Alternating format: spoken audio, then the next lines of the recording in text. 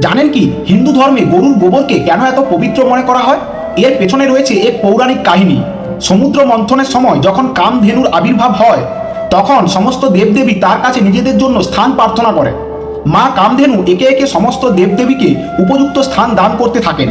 তার সিংহের গোড়ায় অবস্থান করেন ব্রহ্মা ও বিষ্ণু, মস্তকে বিরাজ করে স্বয়ং দেবাদিদেব মহাদেব, নাসিকায় অবস্থান করেন কার্তিক ও দুই চোখে অবস্থান করেন সূর্য ও চন্দ্র।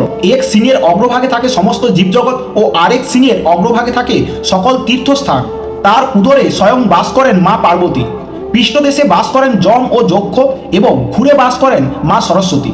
ঠিক তখনই মা লক্ষ্মী এসে বললেন, মা আমাকেও একটি স্থান প্রদান করো। কিন্তু তখন আর কোনো স্থান অবশিষ্ট ছিল না। মা লক্ষ্মী কামধেনুর কাছে হাত জোর করে প্রার্থনা করতে লাগলেন।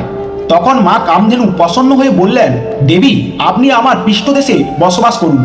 এবং আরও বললেন, আপনার উপস্থিতির কারণে আমার গোবর পৃথিবীতে শুদ্ধ ও পবিত্র বলে গণ্য করা হবে। সেই থেকেই হিন্দু ধর্মে গরুর গোবরকে পবিত্রতার প্রতীক হিসাবে মানা হয়। ভিডিওটি ভালো লাগলে তবে অবশ্যই কমেন্টে লিখুন জয় মা লক্ষ্মী।